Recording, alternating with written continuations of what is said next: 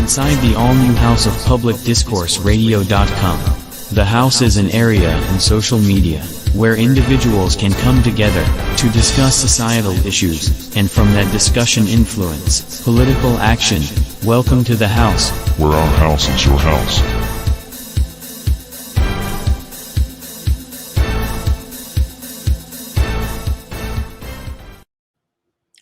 Good evening, everybody. This is Johnny.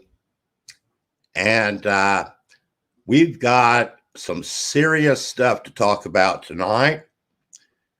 We've got some very special guests on the show tonight. And let's see if I've got everybody.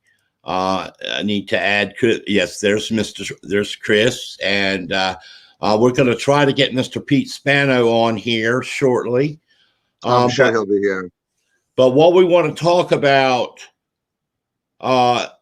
tonight in the beginning of our show, and what better person to have than you, Luecynthia Keener, on this show, person living in Texas, living in Houston, Texas, a Texan. Wow, there we go. And I'm not foreign. You know, I lived 15 years in Houston, so I'm sure we share a love for Houston, Cindy. I know we do. And what we're coming to talk about tonight is what is going on in Texas, but it's really going on across America. It's not just Texas. Some of the best people I know in this world are from Texas. Case in point, Miss Luecynthia Keener. There we go. From Houston, Texas, who is getting ready to speak. So I'm going to shoot the first question to you right off the bat, Cindy. Okay. And I'm going to unmute your mic because we're going to have to kind of do it this way until we can get some things mapped out. But what is going on in Texas, Cindy? Go ahead. All righty. So you guys can hear me, right? Yeah. Okay, yes. Good. Okay. So what is going on in Texas? Well, let's see. Something that's going on in Texas, other states are trying to do as well. You know that, right? Florida's already trying to do the same thing. So as I come out here and I talk about what's happening right now in Texas, I want people to realize out there, whatever state you're in, especially if it's mostly a red state, don't be surprised if the same thing happens to your state. And I think that's something I believe we all need to think about, is that it's not just a small map. You know, it's just not a small area of the map. It's going to be other states as well. This is kind of like what do you call it? Template of what everybody else, of what the red states what they want to do. Okay, so what's going on? Okay, so I know people have heard that abortion now is what's considered illegal, right, in the state of Texas. Well, what has happened is those in power have figured out a way that they can bypass the Roe versus Wade, the Supreme Court. So what they've done is they found a way that they can say make abortion kind of illegal, right, where it bypasses the Roe versus Wade. The Supreme Court has not come out and said.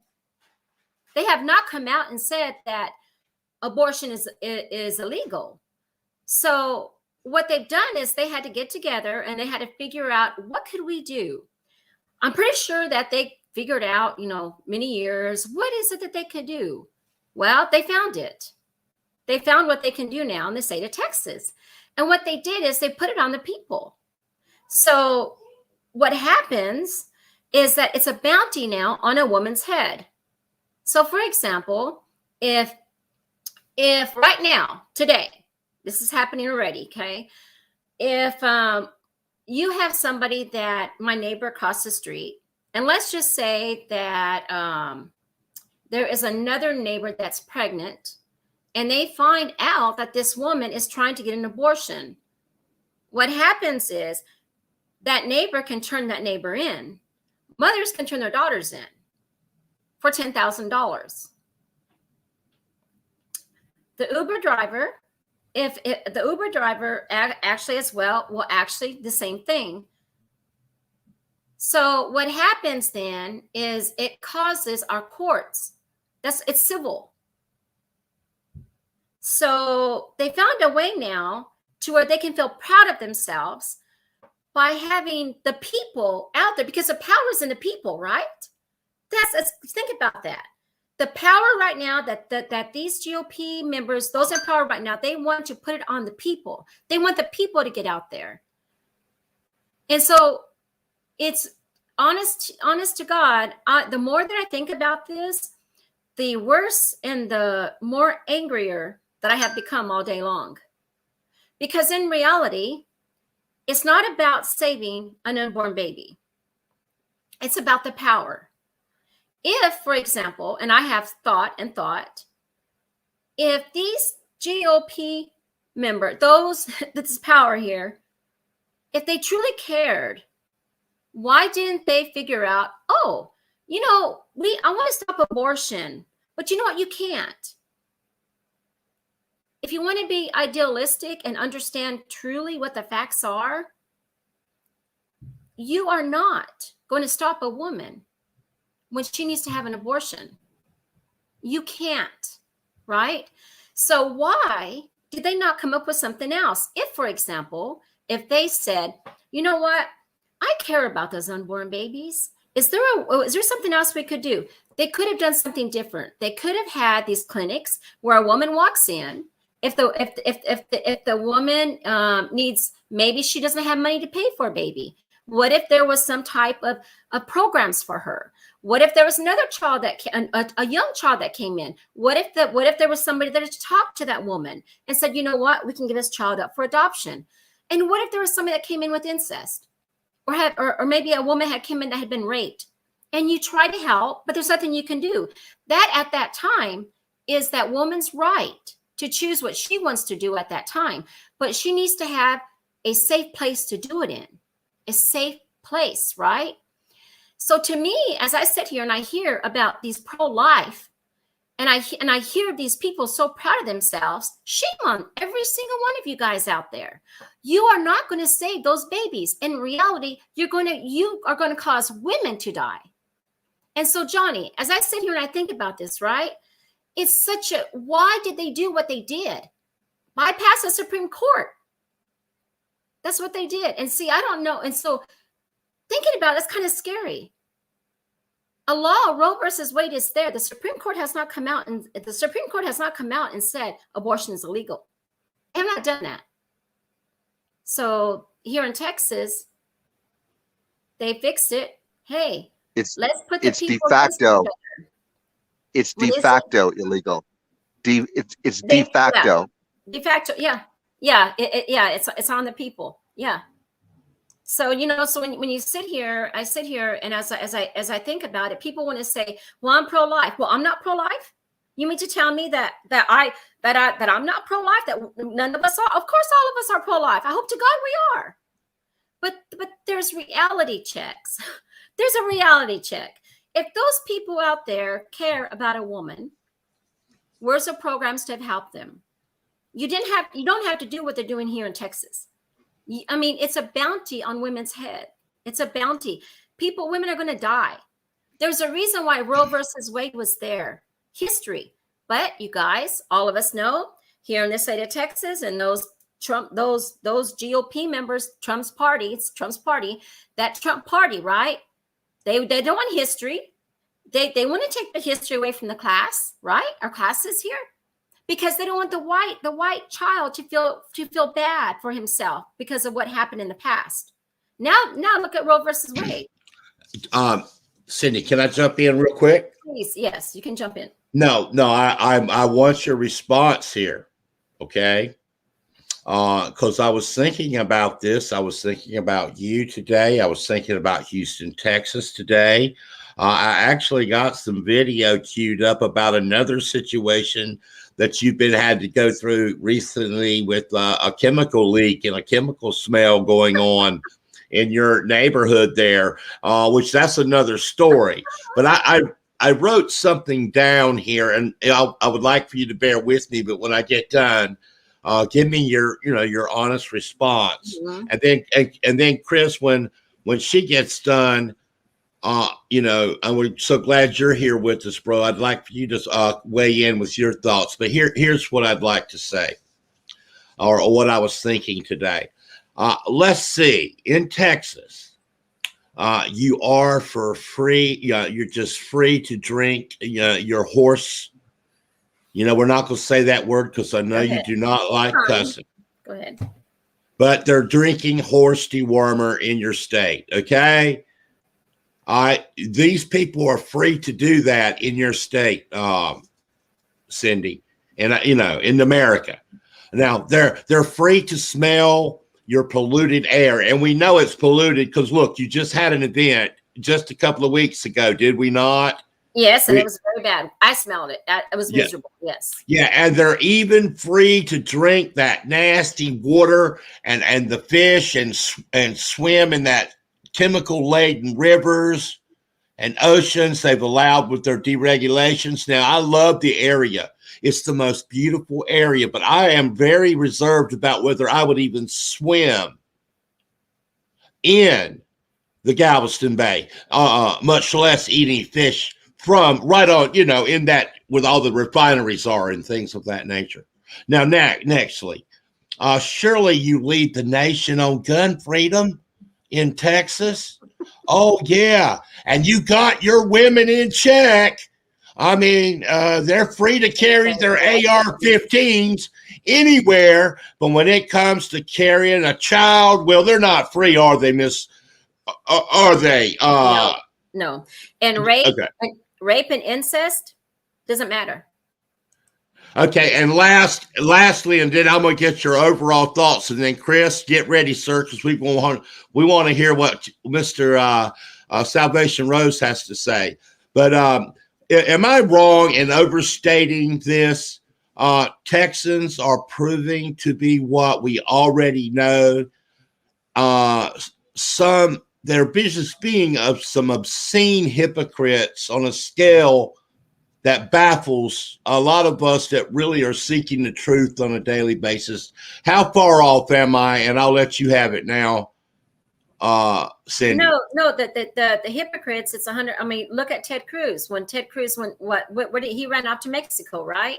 He wasn't here. He wasn't here to help the people here. He ran off. So that's a hypocrite. A hypocrite is saying one thing and turning around and doing something else, right? What I mean, and the weird thing is that it's so weird. Is the people I don't understand. Can't they see what's happening? And it scares me because in reality, why the Democratic Party as well, correct? There's things that they could be doing, I feel, that needs to be done. I don't understand much of it, to be honest, but I feel like our Supreme Court, that we could add more members to it, right? I think that somehow in some way, why doesn't Biden and Congress, and why isn't there a way that we add to the Supreme Court? Why isn't there a way with the filibuster? Why can we not take care of that? So and our deregulation. Trump set so many things in play. He did so much deregulation that I can promise anybody that watches this video, anybody, that I have never, ever seen so many plants that have had problems. We just had a problem, last week, this week? We have them all the time now. They're happening constantly right now. And I'm not joking. Well, let me stop you right there. And Chris, hold on. Let me unmute you, sir. Okay. Chris, how you doing, man? You got to unmute your mic. What she's talking about, though, is the logical consequence of people that decided to unveil or uncouple the corporate powers from any legal obligation to the Yes. environment or the people. So the minute that they did that, they went hog wild. They took all these channels and filters off their equipment, and now it's like overheating and it's doing everything else, because what they're doing is they're trying to do it probably the most polluted and most profitable are probably pretty close in hand when you don't have to worry too much about spillage or runoff or any of that kind of stuff.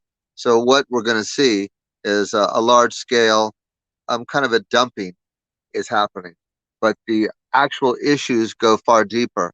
And what she is talking about here with the deregulation and then the stopgap work with the Supreme Court running interference for these people is they've given them a de facto color of law sort of idea of what it is to take a civil society and turn it into a police society. In other words, go ahead.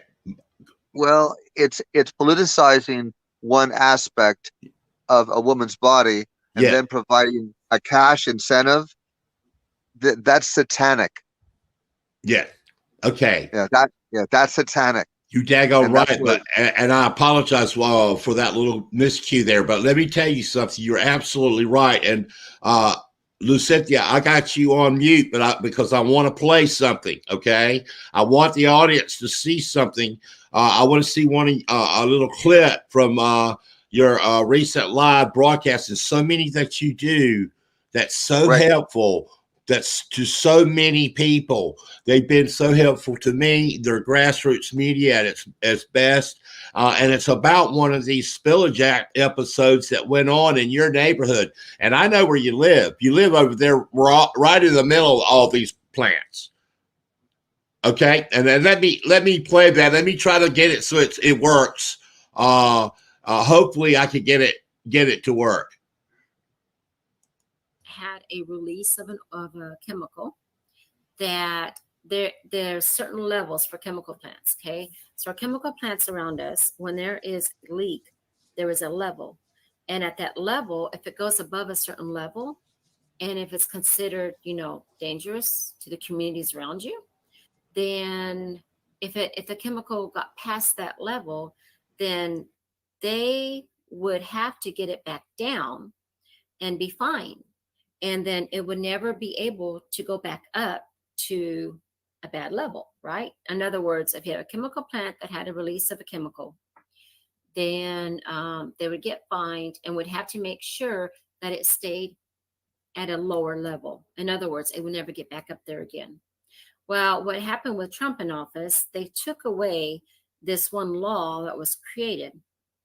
Now what the chemical plants do is whenever there is a chemical leak that has nothing to do, I guess the companies all get together and talk about what they can do to fix it. And they can bring it back down. Of course, they got to bring it back down, but there is no responsibility, no accountability if it goes back up. Okay, Miss Cindy, there is no accountability. Mm-mm. There's no responsibility. Go ahead.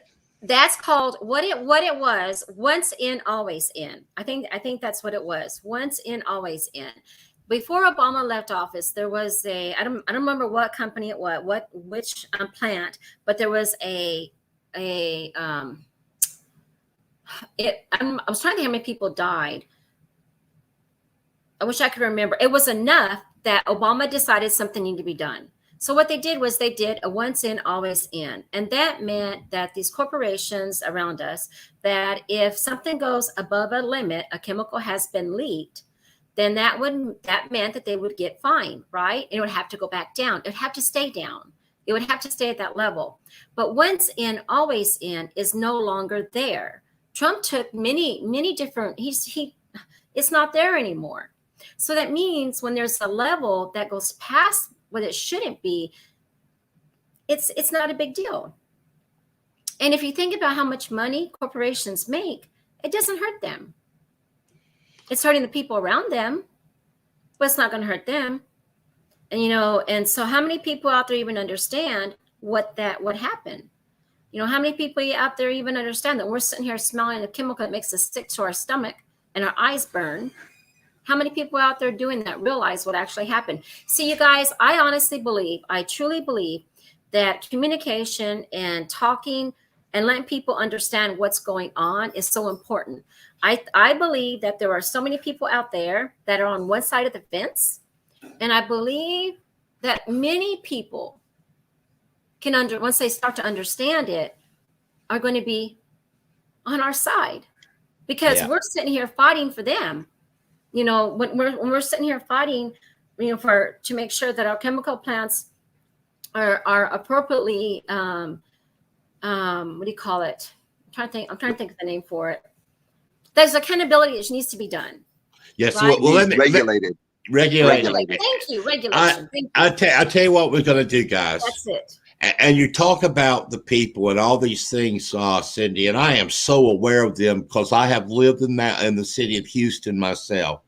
I want to play a clip, and give me a second to get it lined up here. Chris, after this clip, I want you to come in, sir, with your thoughts.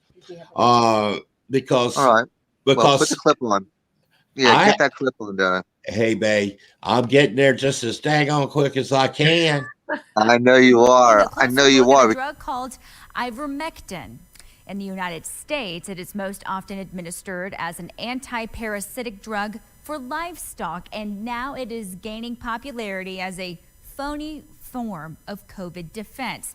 So why are we talking about the drug? Well, it is popping up all across West Texas. People are using it to try and prevent COVID-19. As our Rachel Ripp found out, medical professionals do not recommend taking it. She spoke with a Midland woman who has been taking the drug for the past 5 months. Tonight, she is sharing her experience. Here's the deal, Tatum. It's important to let everyone know up front that no doctors or health organizations recommend the use of ivermectin for treating COVID-19. But one local woman, desperate to see her family, tried it. It's widely available, over the counter and online. This is going to sound crazy, but people have been taking it in the form of horse paste, which is like an over-the-counter dewormer for horses. Yep, you heard right. Horse paste. It doesn't sound appetizing, but that wasn't enough to stop Alexandra Bibby from trying ivermectin after reading about it online. It doesn't taste very good, but it's like a bitter apple-flavored paste or gel. She started taking the drug back in October after getting worried about catching COVID-19. She took it hoping to protect herself and her family. I would take it anywhere between like once a week, depending on if I felt like I was going to be in risky situations, to like once a month. I'm not normally somebody that's like into like alternative medicines. That's not really my thing. But obviously I was like a little bit desperate. I didn't want to get COVID. I was visiting my parents and they're kind of elderly. Alexandra read various articles from websites that cited studies mostly in other countries. None of those articles were backed by science or methodology typically used by health organizations in the U.S. The National Institute of Health says most of those studies had incomplete information or limitations. Some of those things included small sample sizes, varying doses, and outcomes that were not clearly defined. But that didn't stop her from taking the risk. She bought her first 3 packs off the internet. Pretty early on, there was this like retrospective study where people in Australia who just happened to be taking it for like parasites and stuff seemed to be having better outcomes with COVID. So I just started keeping an eye out for it, like seeing if any other studies popped up about it. Thankfully for Alexandra, the COVID-19 vaccine is now available. I actually just got my first vaccine shot a few days ago, so no more horse paste. And so far, no side effects from the awful paste she so desperately wanted to try. Now, Alexandra tells me that she's recommended ivermectin to some of her friends with COVID-19. The last dose Alexandra took was about a week ago. And let me emphasize again, no doctors or health organizations recommend that you use this drug. They say that there's not enough evidence or data to support that it kills or prevents COVID-19. Reporting in Midland, Rachel Ripp, News West 9. Okay, are you there, Chris? Okay. Boy, am I ever. Okay. Boy, am I ever. All right, Cindy, I know you want to weigh in on this, but I want Chris to go first. Well, for like one thing, these people are taking it almost as a prophylactic. This is like a you know, if you're hoping it might be better than nothing at all, that's about the only reason that I can see that people would actually take this before they would take a vaccine. But now that people are starting to realize that because of the rising death toll, that the vaccine is available, they're starting to get around their local governments who are actually trying to literally stop people from getting vaccinated. And you have to remember that this is happening from the top down. This is the state level where they're trying to discourage people from getting vaccinated. So what we're looking at is a societal form of genocide for control, but also that they are making increasingly obvious there's less and less regard for human life. We're seeing this with the Supreme Court. We're definitely seeing this with their trying to get around Roe versus Wade. This is going to come up to a showdown, and that's where we're leading up to. But I believe that the actual mistake that they're making is they're radically underestimating the strong will of the Texas women. I think what they're forgetting is that there are a lot of Texas women who aren't Republicans. There's quite a few of them. Okay, so they're gonna let me stop you right there, Chris, okay? Because that's a perfect spot to transition to Miss, because that's why we're so thankful for having Cindy on the show tonight. To have, because look, we're just two hard-head, knucklehead guys, okay? You always want to need woman's opinion on a situation, especially when we're talking about abortion and things of that nature, but not just those issues. There's these other issues that Cindy is so abreast on. From Texas. Okay, now, Cindy, here's the deal. Here is the situation. Let's just take this story, for example.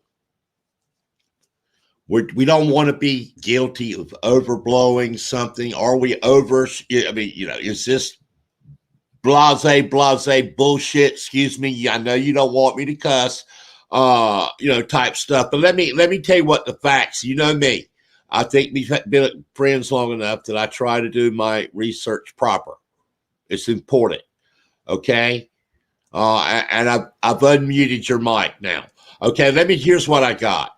First of all, hundreds of Texans are ingesting livestock dewormer to prevent COVID-19 against the FDA advice. And let me tell you, Cindy, this is what I can hear right now.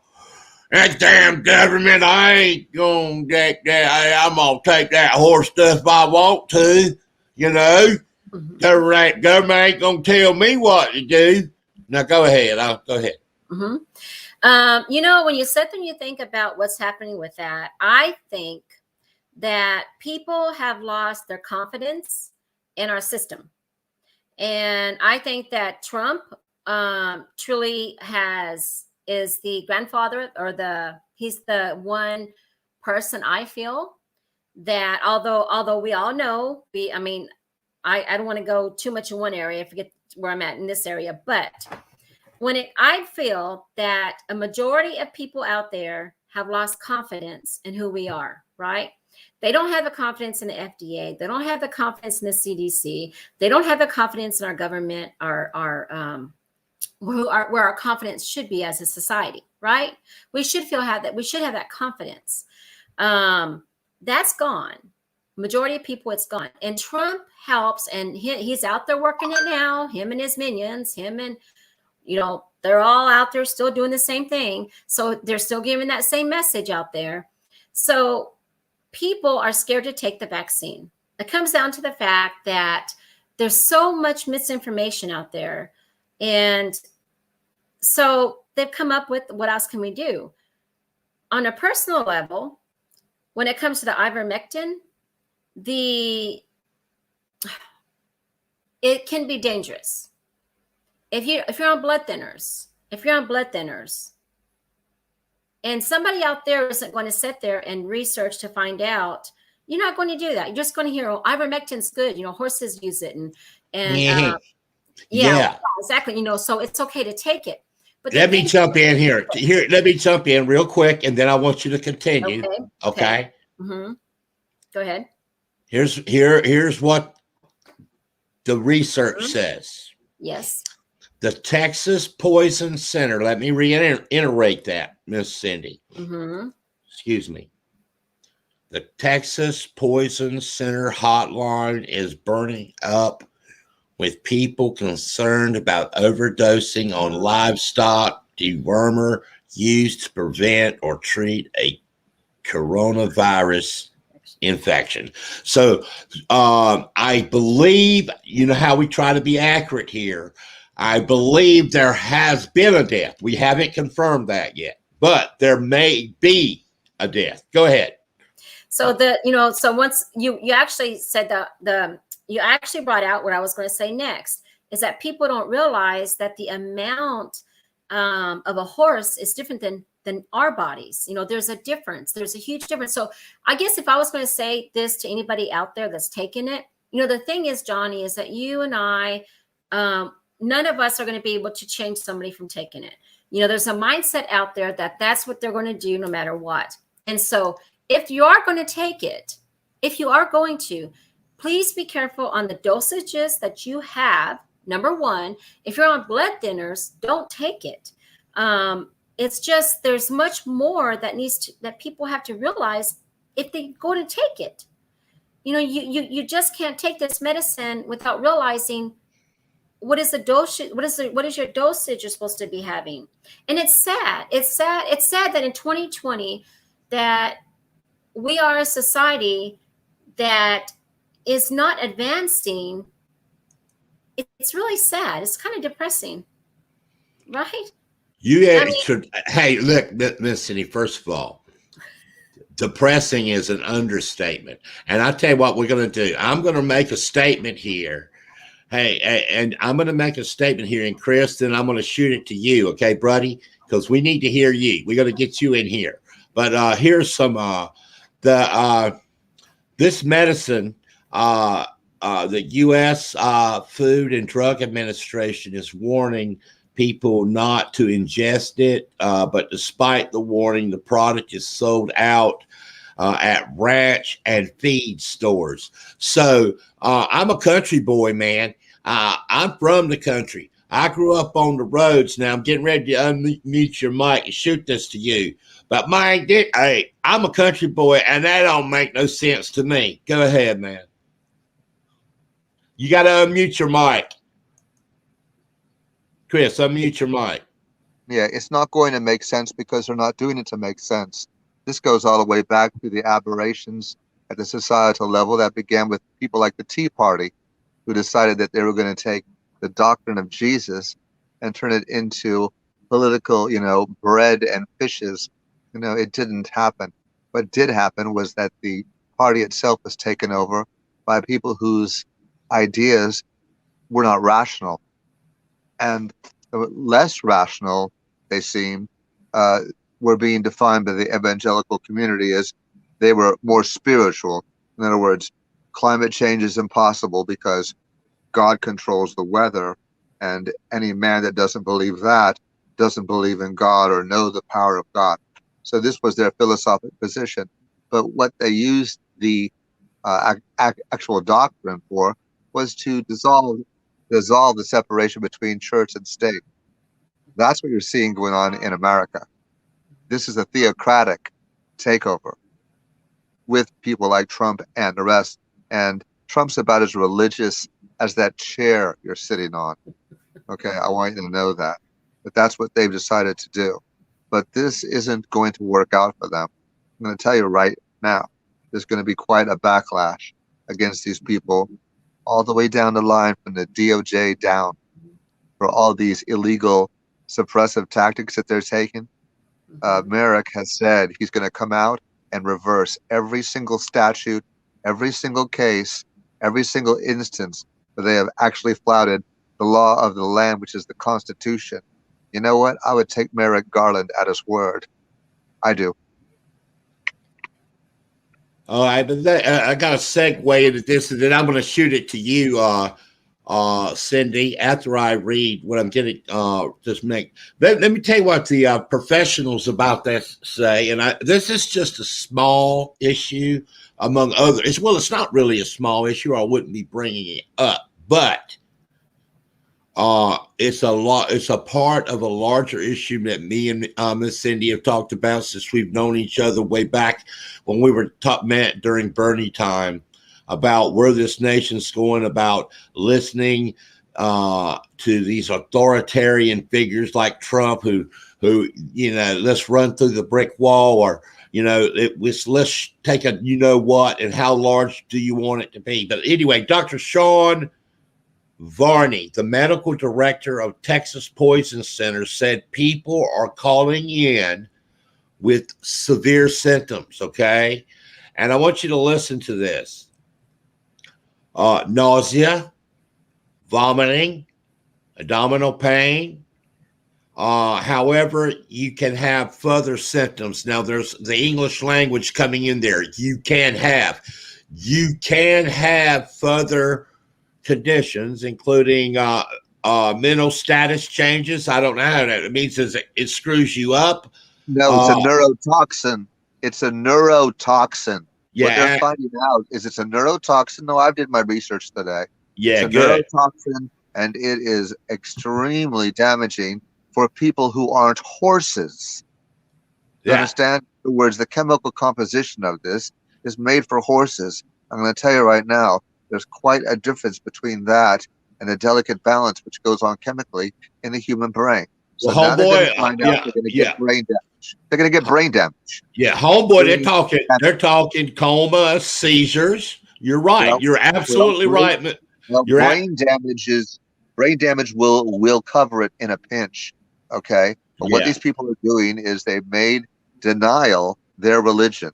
They're going to deny climate change. They're going to deny vaccines. They're going to deny science. But they're going to use the technology with the most advanced technology in the world, with all the communications devices, everything else.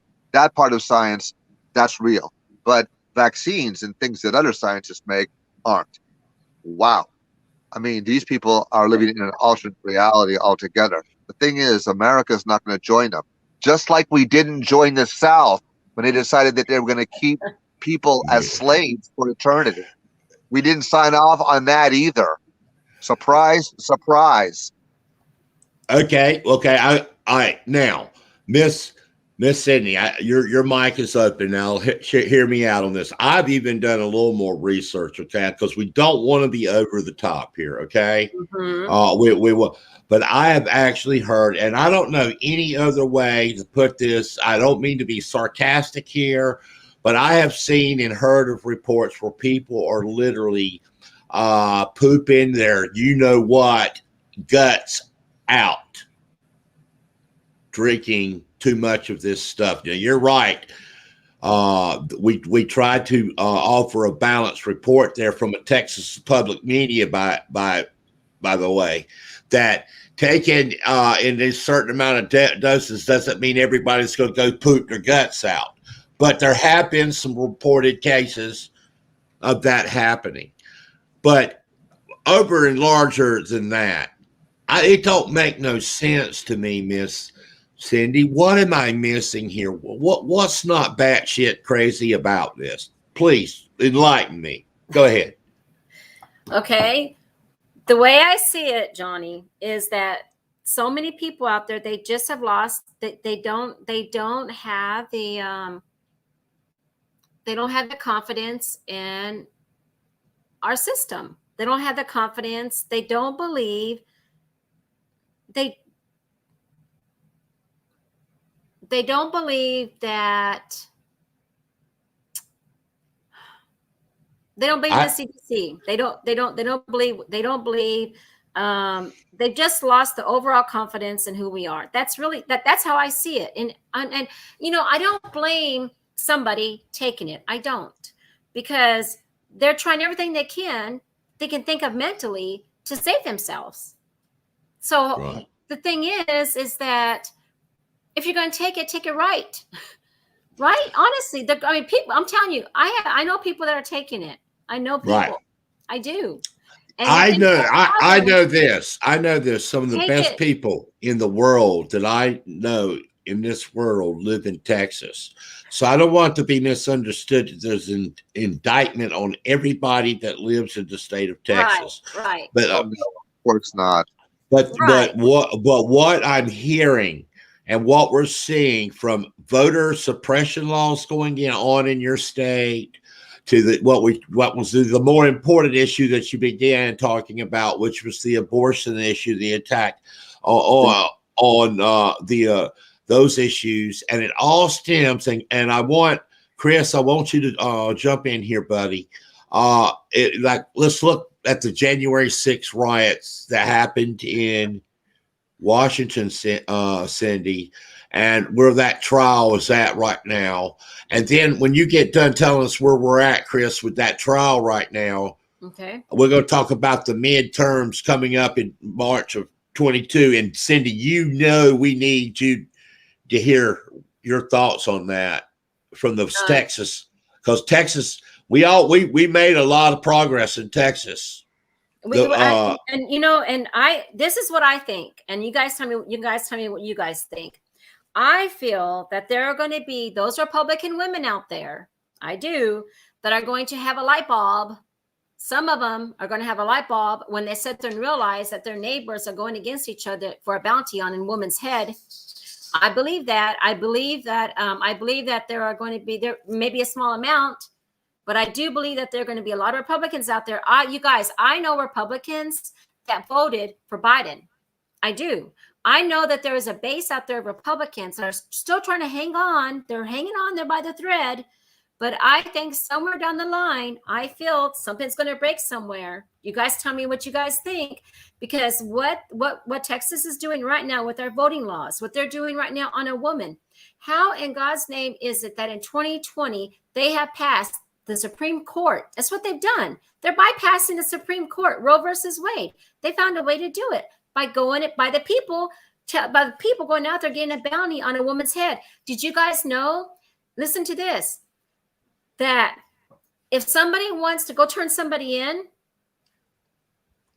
and it's not true what they're saying, it's fine. There's no fine on that person. I mean, there's got to be people, $10,000, right? Now, $10,000 for somebody that makes a lot of money is not that much. I mean, $10,000 in reality is not a huge amount. But you know what? The majority of us, it's a huge amount for $10,000, right? It's a huge amount for a lot of people. Oh, Lord. Oh, yeah. So $10,000 there's going to be people out there, bounty hunters, right? Think about that for a minute. That's a lot of money. Look, you're in Texas. Hey, you're in Texas. You're in the home of the bounty hunter. That's right. The bounty. I am the bounty. Get on there, get there, get your little piece of paper and say, okay, is she pregnant? Okay, let's watch her. Let's do that. Let's do that. The thing is that $10,000. There is, if somebody out there wants to have the court system, our court system, you guys, I want to see this court system in a couple of weeks. I really do. I would love to see how many out there are out there going to civil court to go and tell a woman that probably isn't even going to have an abortion, right? What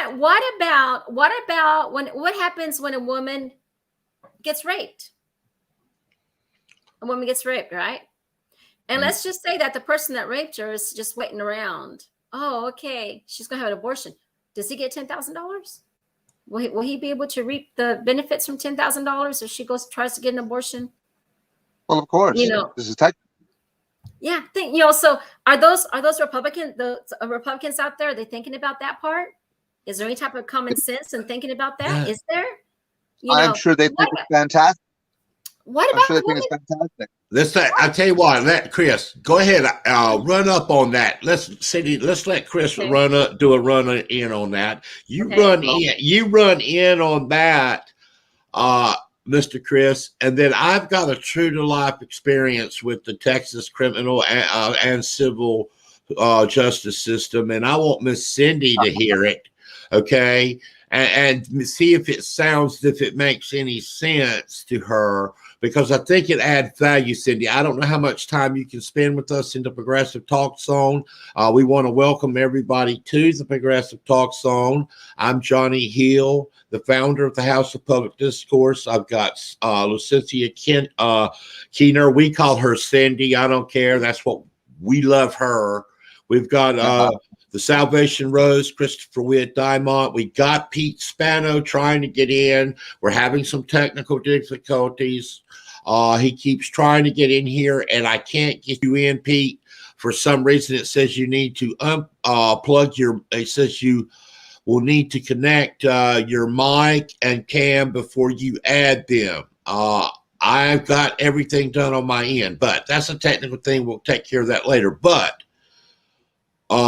moving forward, we've got a lot coming up. March, we got the 2020 midterms coming up. 2022, you're talking about? Yeah, 2022. I'm sorry, I got off track there.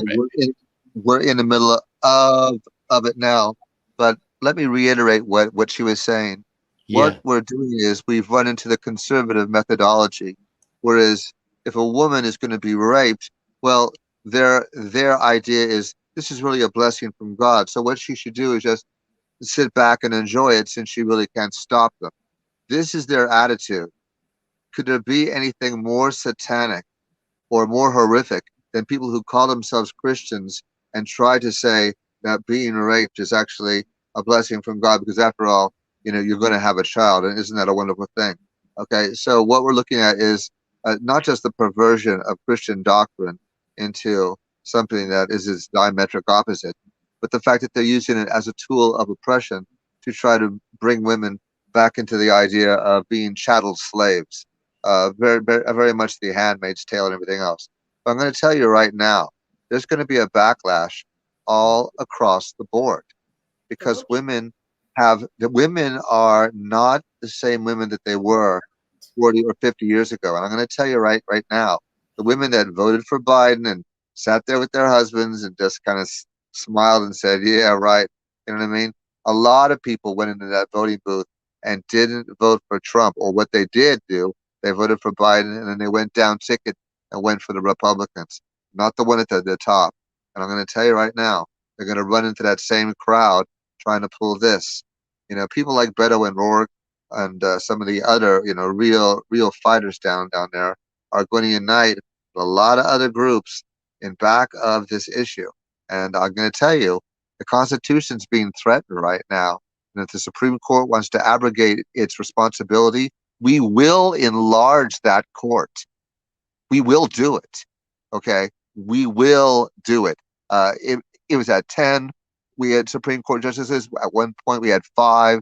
Now maybe we'll have, 13, or or definitely, I would say it'll have to be at least 13, to bring some equality and some sanity back to the highest court of the land. And we're going to probably have to do it. And some other things. Yeah, the filibuster is going to have to go. But I think that Bernie Sanders is saving that little for the end. We're going to take care of this budget first. I'll tell you right now. Right. And when you mentioned Bernie Sanders, let me cut in right there, Chris. Now, Cindy. Yes. We knew way back. I love Bernie. Well, what we knew back then, I remember. Now, I want you to remember now, because I think the audience should know what I'm talking about here. I wrote an article on my little blog alone. It's had 10,000 Facebook likes, but overall, it's had just a vast appeal. It was This was written in 2015. Now, it was the title of the article was Bernie Sanders supporters are the political revolution, and it's more than about Bernie. It's never ever been about Bernie Sanders. Never. Yeah, but what did Bernie do?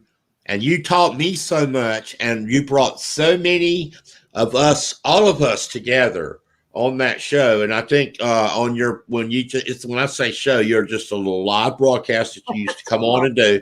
Bernie talk, it's Bernie time.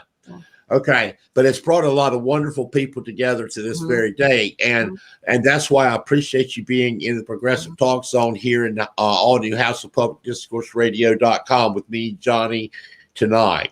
Now, some of this stuff we've been talking since way back, Medicare for all. Has there ever been a time when Bernie was right? Okay, hold on, and then I wanted to hear everything you got to say. Has there ever, and Chris, he was right when he said, look where Bernie's sitting at. He's almost in a better spot than if he was the president of the United States, almost, where he's sitting at in that spot. But anyway, when we talk about the social injustices of inequality, and Bernie was right. Okay, and all that stuff we were fighting for is not dead. Now, I wish Peter Spano would have been here tonight.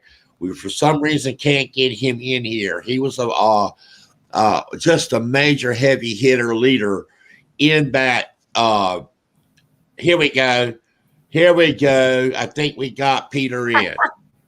I think if I can get his mic unmuted, unmute your mic there, Peter. But anyway, I think we're finally going to get Peter in here somehow. There you go. But hey, Johnny, can you hear me? Yeah. Just hang tight, Hello, Peter. guys. I'm glad we finally got you. But I want to finish my thought with Luecynthia here. Okay. Now, and now that Pete is here, by God, perfect timing. Ding, ding, ding, ding, ding, ding. Pete, way to go, baby. We knew we'd keep fighting. We didn't stop. We got knocked down. We couldn't figure out how to get you in. Finally, you got in. We ain't got a picture of you, but that's okay. But I'm going to tell you something. I am so honored to have you here, sir. But what we're talking about is that we're not new to this ball game. Cindy, you're not new to this ball game. And we got the 22 midterms coming up, and I just want to talk about, even though I live here in the Motown Get Down, Detroit City, I want to talk about gerrymandering for just a second first, okay? My home state of North Carolina, you can tell by my drawl, I'm not from Detroit. I'm from North Carolina. They lead the nation in gerrymandering. Texas ain't too far, by God, behind. And what is going on with the Texas electoral system? Like you talk about, people have definitely lost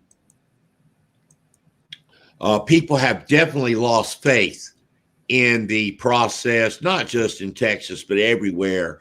But we saw significant progress in Texas this last election. With Bernie, I thought Bernie was going to take Texas there for a minute, and he ran a close second to Biden in Texas. So I'm done talking, but what are we looking like in Texas for the midterms? I think it's kind of bleak looking. I want somebody to pick my spirits up. Can we do better? Go for it. Okay. No, I don't think so. It worries me because what the GOP has done regarding voting rights is pretty bad. Are there going to be those out there scared to go put their vote in?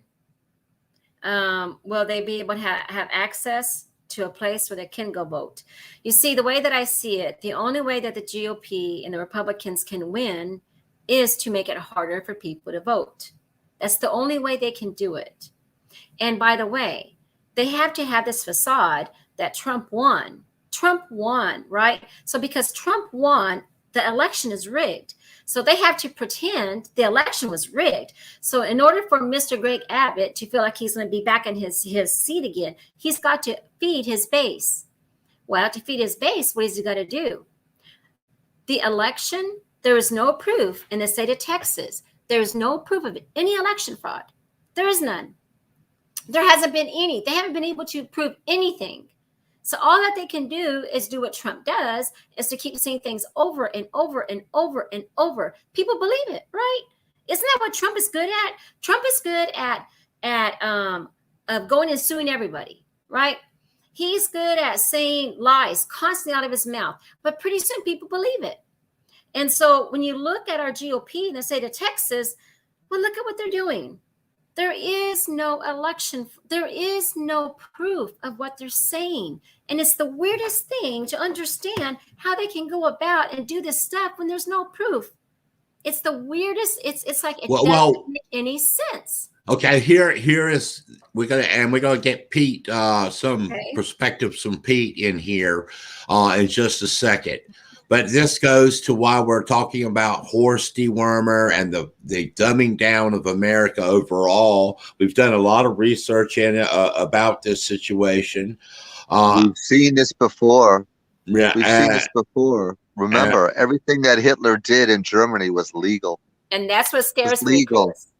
That's what. Well, that's why Tucker Carlson went to Hungary and hung out with that dictator, who was able to change the courts, and then he was able to take over the entire government by using the courts against his political adversaries.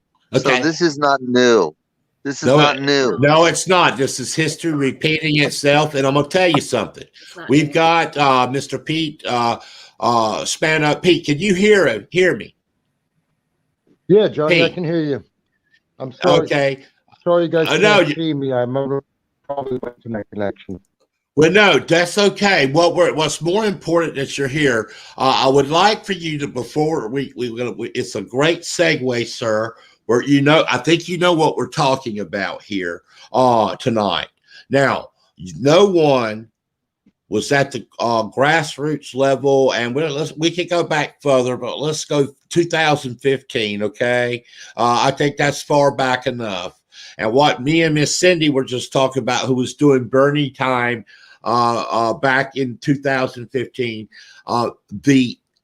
the overall policies of our man Bernie are really very, very, very popular, and they're getting popular with not just us lefty guys like old Johnny here and Chris, who's on the program. More and more Republicans are starting to understand that, especially on local issues and grassroots media, which is what we are, sir. You know that. That's what we're coming from here. And we've got to be better than all these big highfalutin people, because to get our message across, that means we got to work a little bit harder. And there's been no one other that I know of that's worked harder than you, Pete. And I want you to kind of give us a background on who you are in this movement, this our revolution, and then kind of tell us in just as quick as you can have the mic for a minute here on where we got to go. Step one to start bringing it all together, sir. Because we got a big fight, and I know damn well you know it, Pete. So let's let Pete tell us. Go ahead, Pete. You got it for a minute here. All righty. Hello, everybody. Hello, Cindy, for the past, and Christopher and Johnny. I just want to say, first off, that Bernie blackout is over.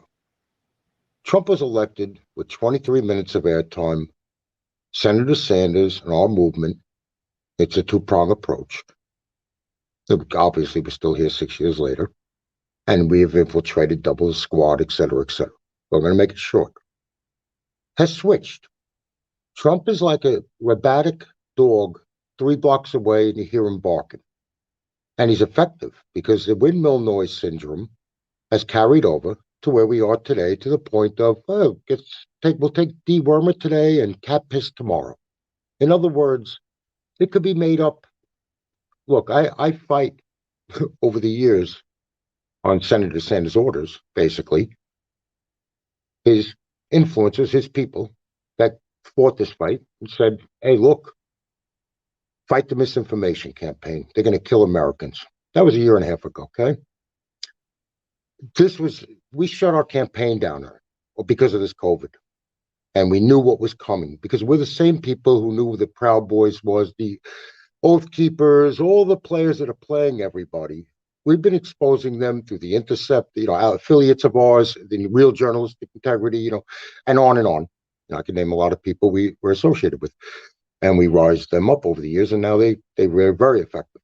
And so what I'm going to say, as far as the future goes, if we don't get this reconciliation, because the filibuster proved to me that Biden, with his running around with his olive branch, getting smacked over his skull, it reminds me of nothing more than Frederick Douglass, a nation of amnesia. Because are you kidding me? You think McConnell, after being vice president, watching what happened with Obama when he said the day after his inauguration, hey, you give the black man nothing. All right? And he got the land of no from McConnell. You think he's going to do something different? This move that they did was brilliant. As a strategist, things I've done over the years, part of what I wear hats on, it was a brilliant move by the Republicans. What am I going to say? They got around the Supreme Court. Bravo, devil. Good, bravo, devil. You got one on the good guys. What can you say? I mean, seriously. But to win this, to get the win, is going to be ground game, grassroots. And what's sad about it is we're being played by the neoliberal establishment because filibuster could have ended all this, okay? We never had to go down this route. The Voting Rights Act is gutted.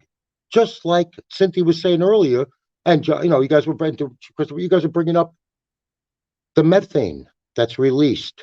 That was one of the first hits of the attack on the EPA. Was the methane regulations was very heavy at that time. Not that it was funded well enough to keep watching it, because we kept pulling stuff up through our sources, of infrared cameras showing the methane leaks. They were pretty intense. So communities around it are getting poisoned. What it's doing to our atmosphere is insane. And so they got away with it. They decimated it. They took a Republican's, a Republican. I mean, how sick is this? It's a Republican's brightest moment, Nixon. Yeah. The EPA. Let me come from the Democrats. It came from a Republican, for God's sakes. He's the one who proposed the EPA. And you took apart so we're back to a rationalizing lies mentality. Now, I always say windmill noise syndrome because I think historians are going to pinpoint that windmill noise and sort of connect the dots to corporate media, because for a week, think about this, for a week, that nonsense was aired on MSM. Let's face it.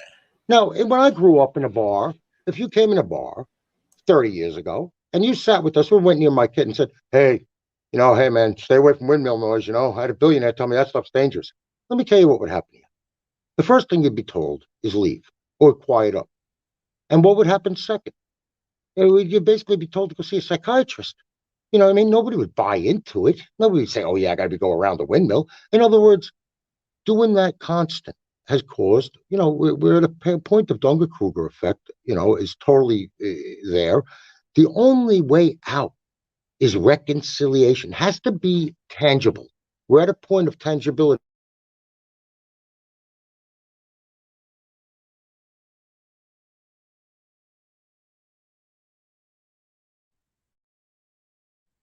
Now, do we lose him? Oh, rats.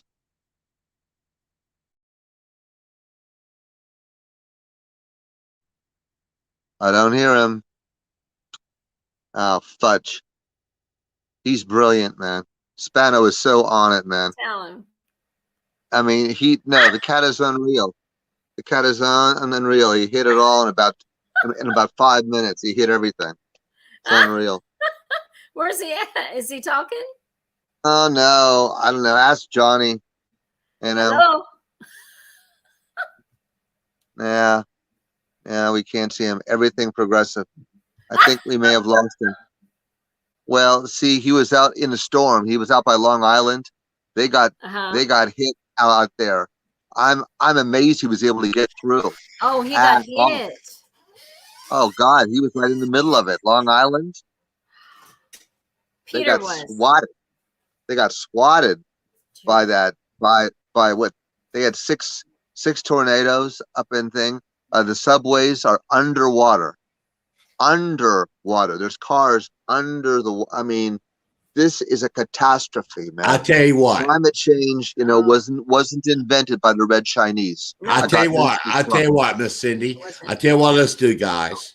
Let's take a little intermission here from our very important topic tonight. We'll get Mr. Pete back because I think you guys can tell that Pete knows what he's talking about. He's from Long Island. I'm from Country Boy, North Carolina, living up here in the Motown. We got Miss Cindy from down in Houston, Texas. We got our she's in the belly of the beast. Yeah, the belly of the beast. She's right there, man. She's right there. Yeah, but I've got a little entertainment piece. We're much more than just political activists here. We do all kinds of stuff here, and I've got a little something I produced today. And I want you guys to check it out because Baby Pete can get back with us here shortly. But I think this is going to be really cool. All right. And while we're waiting for Pete to come back and we get back on this conversation, it's Mr. Salvation Rose himself. Oh, you put my thing on? Okay.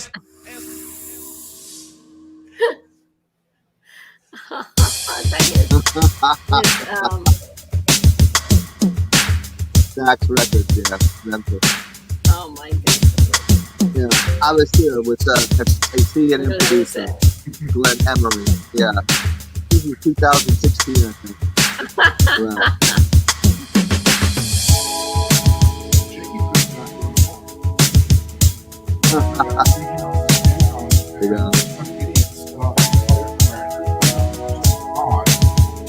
Some comic relief.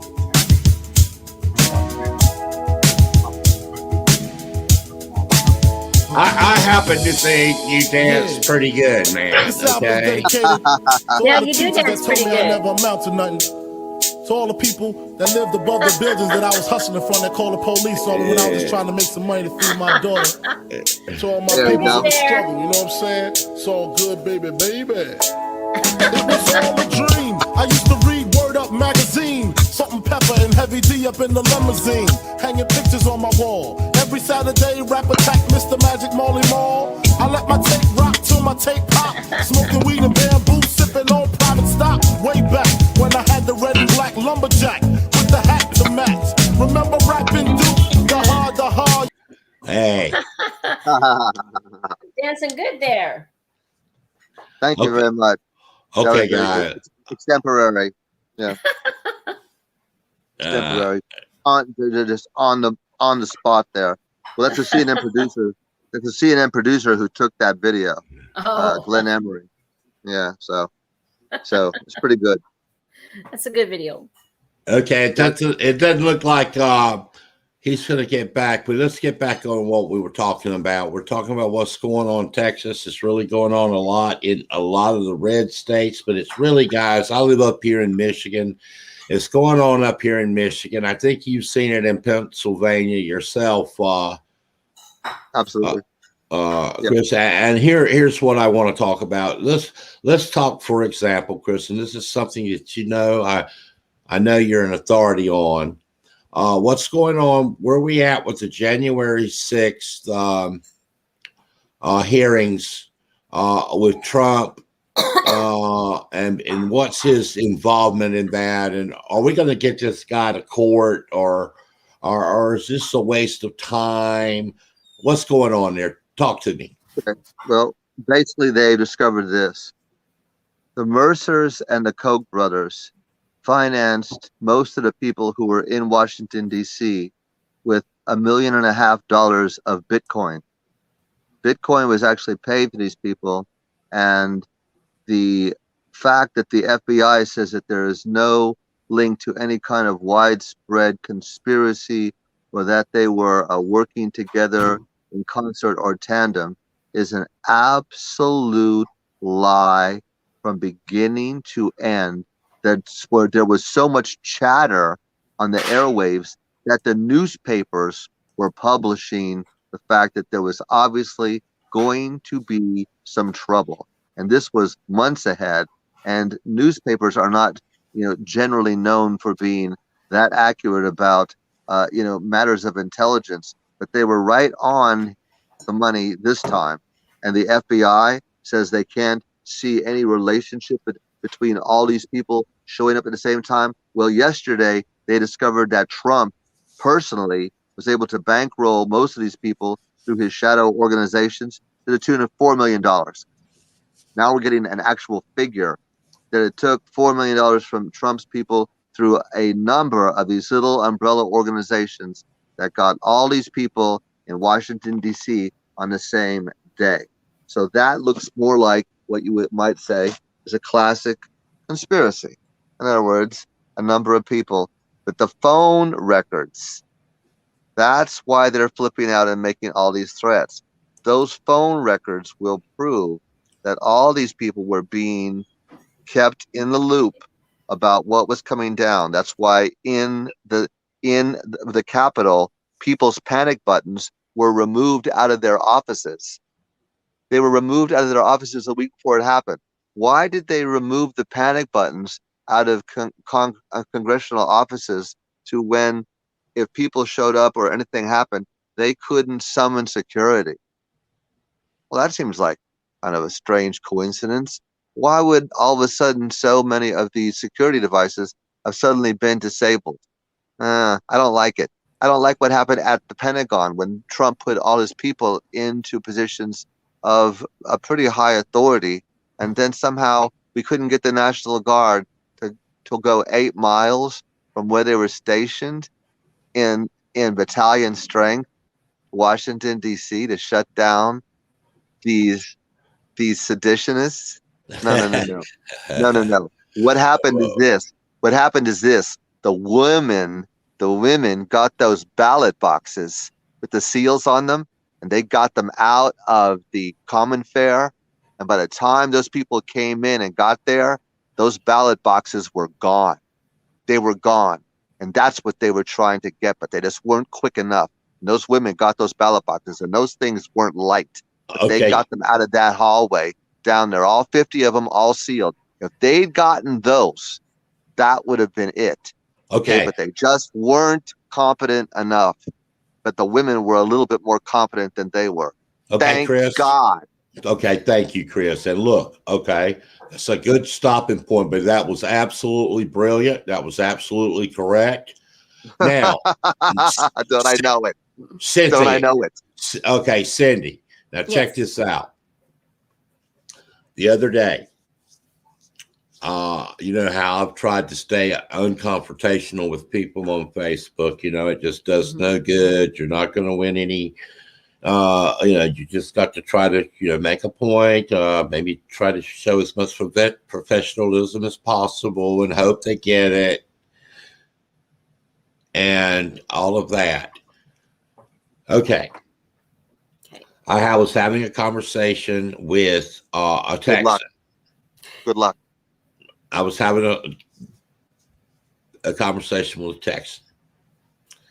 And he, the girl that got shot, I think, please forgive me if I mispronounce her last name, but wasn't it Bobbitt or Babbitt or something to that effect?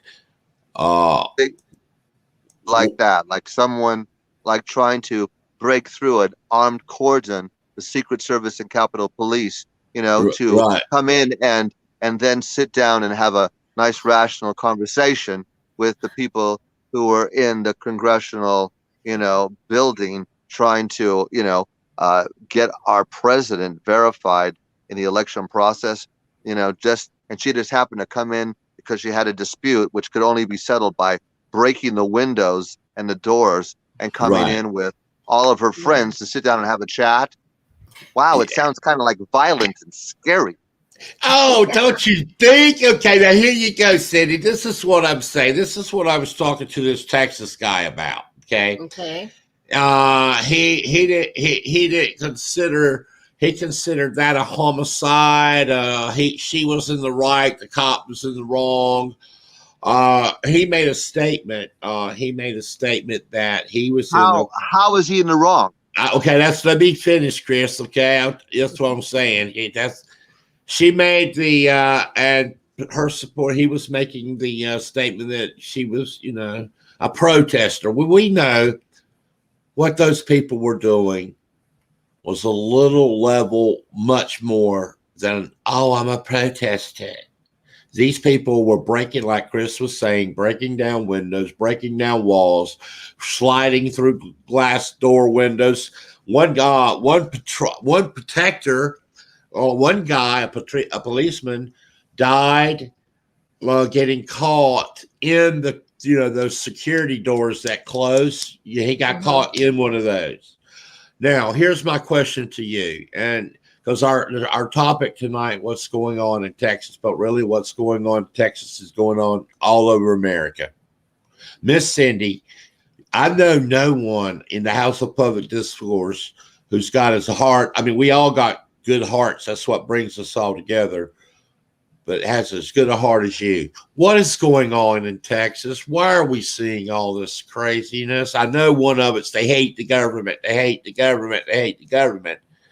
But what else above all that? What's more? What's going on more than that? Okay. If you sit there and if you look and you think about people where they are today, everybody's struggling, right? We're all struggling. And so when you think about people out there having to every single day kind of fight for where you are. For example, we're all Americans, right? We're all Americans, but if you get sick, do you have health care? Even though you have insurance, can you still afford to go to the doctor? You have children that need to go in education, but you can't do that hardly. It's too expensive. You need to have, in order to work, in order to have food on the table, it takes more than one person. And even that one person needs to work 2 or 3 jobs. So if I think about it, Johnny, I think about it a lot because I talk to a lot of people. I just go up and start talking to a random. I just go up to whoever I want to talk to and talk to them. And, the commonality that we all have, all of us, is we're all struggling in reality, all of us. That's a common ground. And we're all fighting for the same thing, right? But I think the struggles that we all have, I think that if you compound that with our environment, right? With COVID, with the misinformation out there, you kind of pick a side. For me, I don't pick Republican, Democrat, Independent. I'm not picking a party. It's not about a party. It's about caring. It's about having humanity, caring about the country you live in, and understand that as an American, you deserve more. As an American, right? Yeah. As an American, why is it that in Spain, my daughter's in Spain, why is it that half the time I talked on holiday? I'm not saying it's a perfect country either, but I'll tell you what.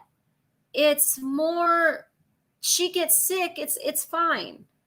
There is no, if I get sick, do I have the money to go to the doctor? No, I don't. Do we have the money? I don't have money for the MRIs. I don't have money for the, and every single thing seems to keep going up. We're all struggling. I think you compound that with COVID and the misinformation. I believe, and I guess that's why I have hope. I guess that's why there's hope, is because to me, for us to talk and to get people talking and thinking about it, we're all want the same thing. Okay, well, let me tell you something, Cindy. That's a perfect place for me to bring Chris into this. And I wanted, before Chris get ready, because here we go, because this is coming right to you, buddy.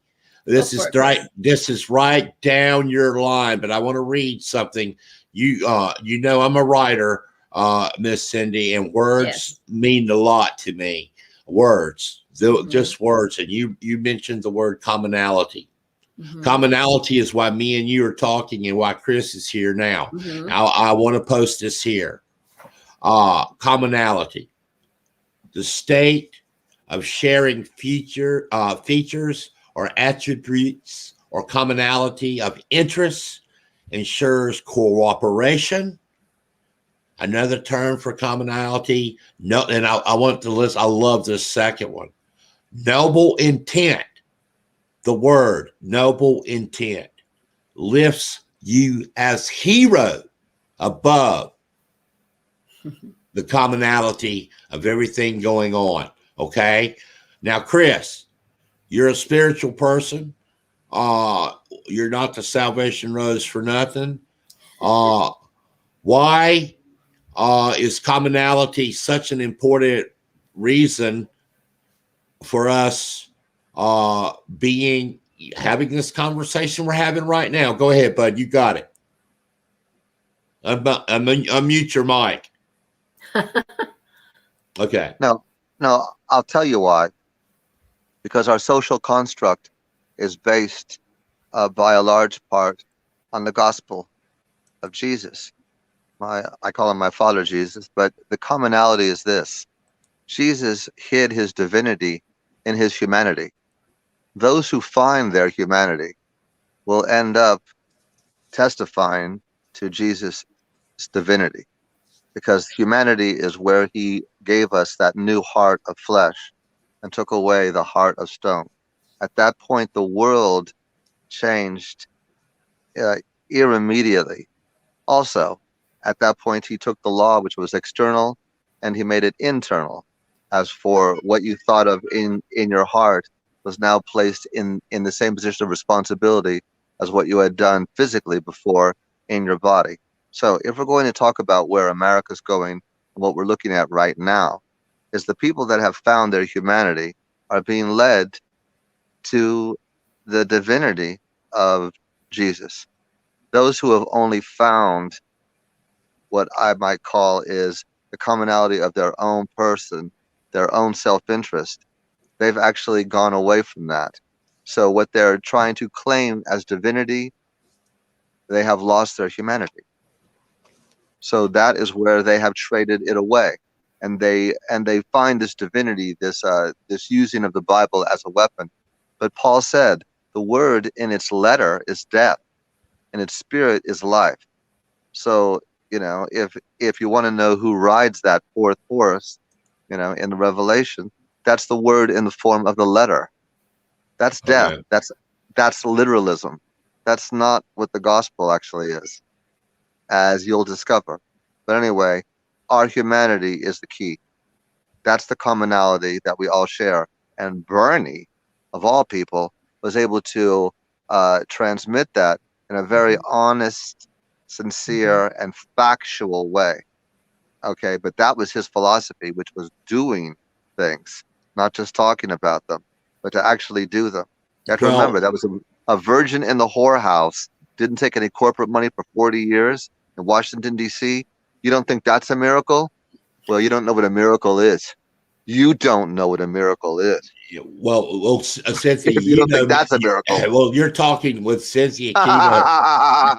You're talking with Cynthia Keener, who did Bernie talk, and we want to talk about that spirit that Chris is speaking of there, that we need more of. And no one explains this better than you. And I know I'm not trying to put you on the spot, Cindy, but what do we need, Miss Cindy, to bring everything together? Pete Spano, who's not here with us, who don't look like he's going to be able to get back with us, is really good at this too. But you are really just amazing at this. Explain to us what we got to do, all of us together. I think that one of the things with Bernie is that when Bernie walks into a room to talk to somebody, he's going into a room to talk to a human being, right?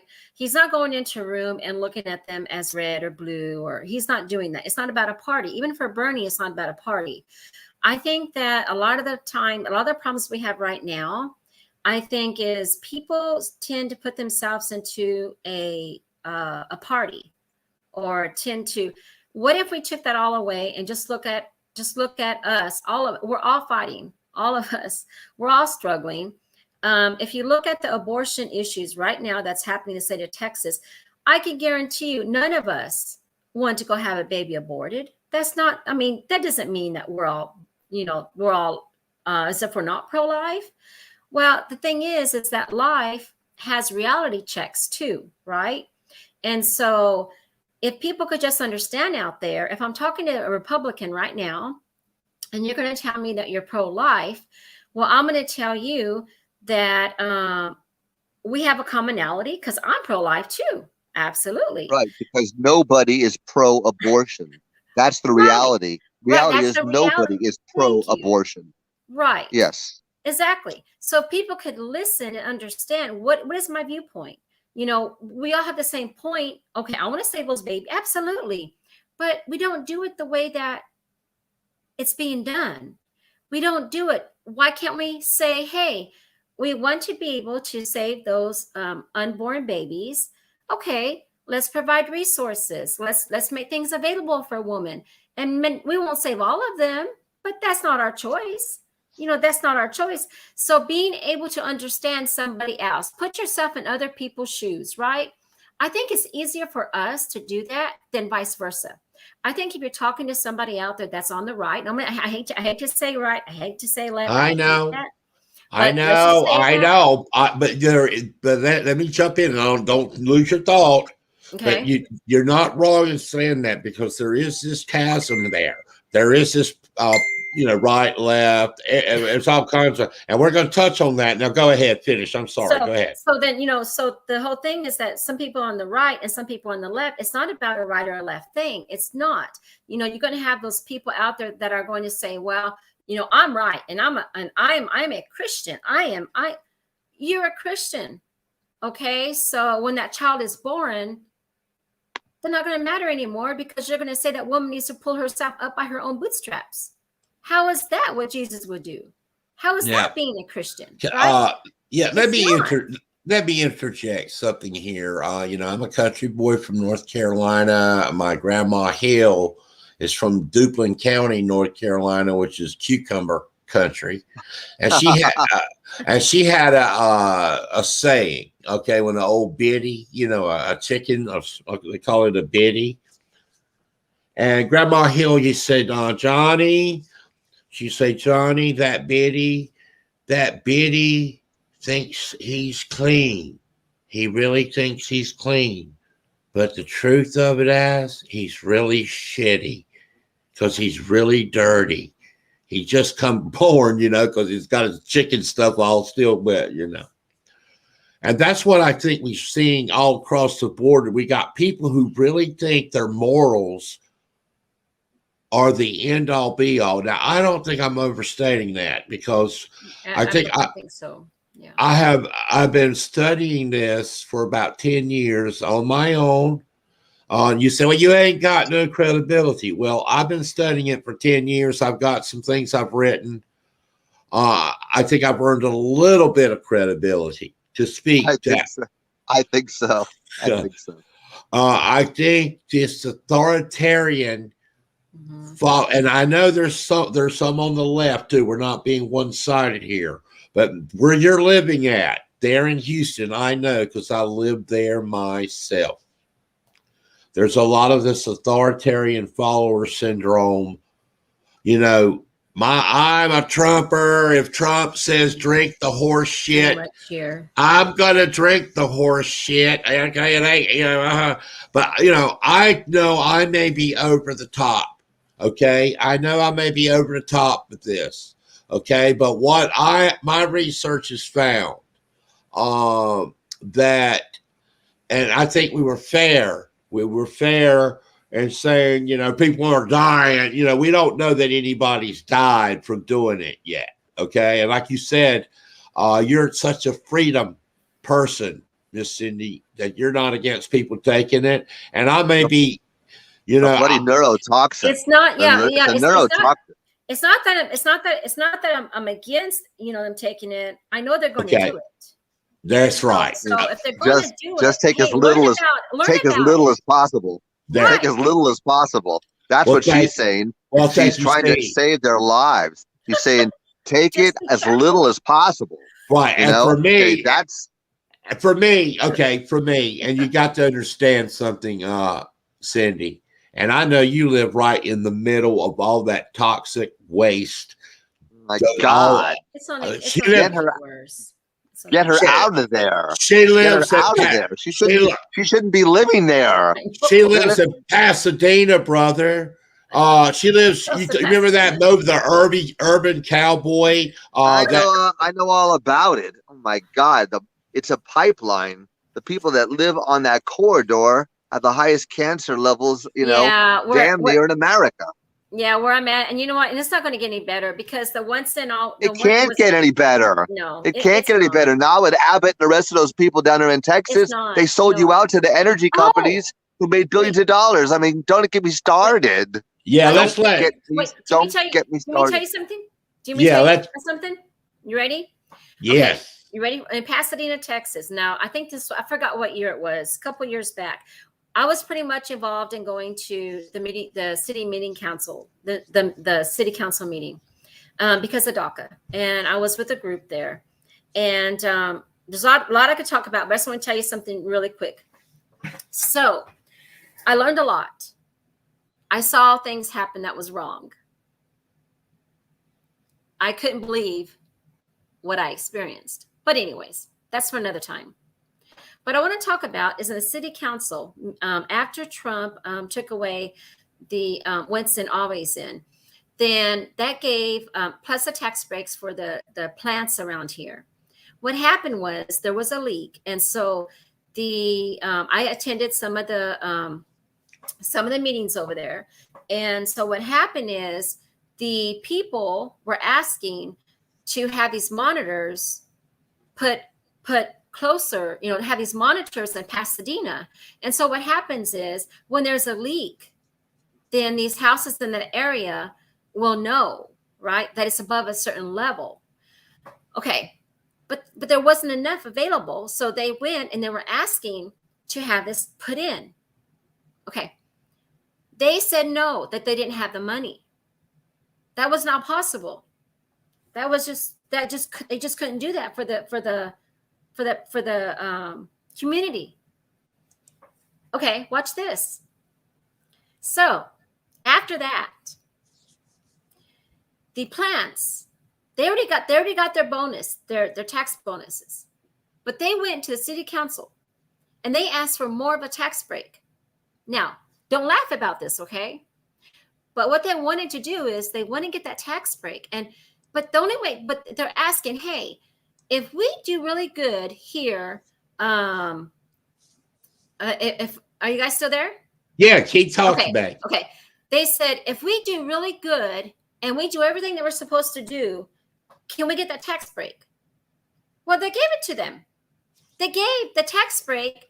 They gave the tax break. They had already had a tax break, and so people ask themselves, what are they supposed to abide by? What was in place once and always, was it once and always in? That's gone. So what are they supposed to attain to be able to get that tax break? They got the tax break. They got the extra tax break. The people in the communities, they didn't get their extra instrument that they needed in certain areas.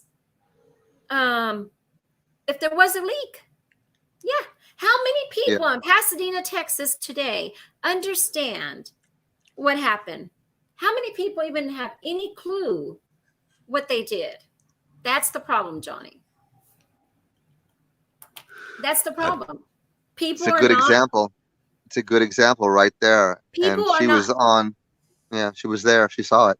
Right. And you know, the funny thing is, if you go to these city council meetings, you guys, I've seen some stuff. I mean, oh man, I can't.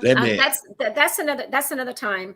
Well, no, Cindy. Listen, let me tell you what you just described to us is happening all across America. It is. Now, there are different issues that are specific to some of those areas. In your areas, I hate to say it, and I want you to tell me if I'm overstating this, okay? and you're talking to somebody that's lived in the Heights.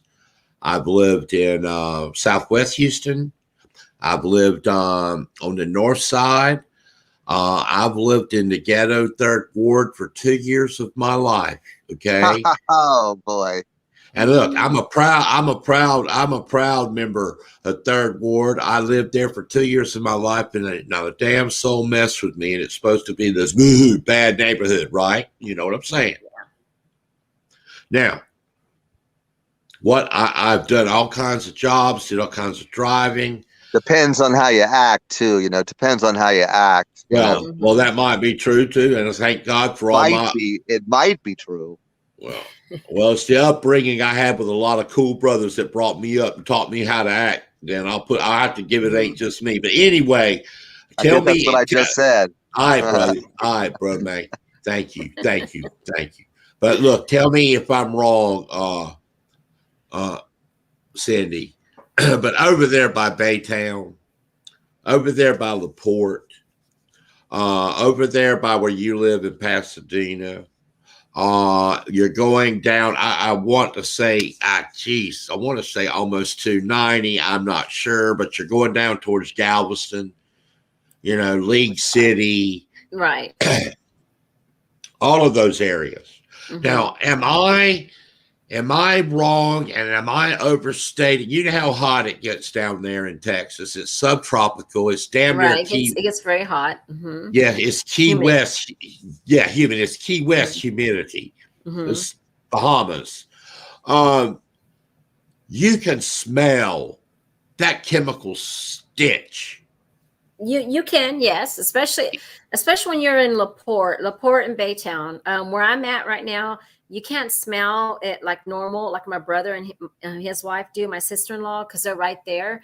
The last spill, well, there was no spill. There was just another spill a couple of days ago, but the big one that we had, it was all the way over here, right. And it was really bad. It went past us. It went further. And you know what's really frustrating too is when there is a leak. Do you know that if I was in I worked in chemical plants. If I was in a chemical plant, that when there is a leak, they know what it is. Yeah. Right? Somebody knows what it is, correct? Right. Okay. That big chemical leak that we had, nobody knew what it was. Not for a long time.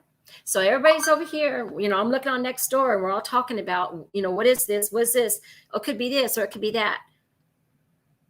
They did such a bad job with figuring out what the chemical was. They really did. And you made such really, a really, really bad. You did such a wonderful job of documenting that. That's how I had that clip ready for this show tonight. It's because it was so wonderfully done from the heart. Now, Chris, what we're talking about, Chris just got knocked off, but what we're talking about here, Cindy, a lot is this this mindset in Texas that, don't threat on me. This is Texas. We saw the problem with the freeze, right? Back this winter time with the grid. Of deregulation. It doesn't have to be that way there. Am I wrong? If you look at where the problem is, Johnny, honestly, it comes down to money, doesn't it? A lot of it. It comes down to money. It comes down I got bounced out. I'm sorry. That's okay. Wait a minute. Good. Go ahead, Cindy. Yeah. I'm just talking about if you look at how much money's in politics, if you look at how much Greg Abbott is getting from certain corporations, if you look at how much Ted Cruz has gotten, it's about the lobbyists for them. It's about what the corporations want that they pay for the lawmakers to create for them. Oligarchy, right? That's what we live in. It's not democracy. And so when you sit there, and I think that over time, I think that this thing about socialism, I think that if we can continue the talk on where we truly are in America, that our lawmakers that are in office right now, they're getting paid by these corporations.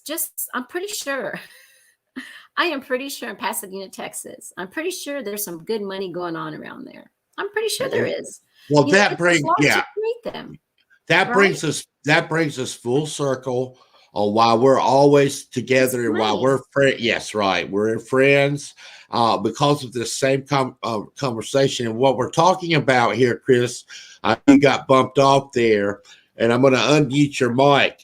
Really, we're talking about deregulation, and we're seeing it across the board, but really down there in her part of the world, Miss Cindy's part of the world, it really affects her with these chemical plants. So make sure your mic's unmuted, okay? Go ahead.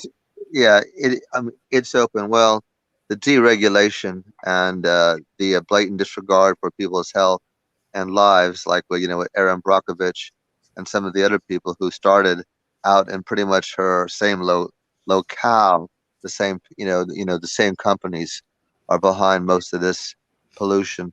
But what we're going to have to do is we're going to have to reinstall all these safety valves and features that Mr. Trump and the corporations were able to dismantle.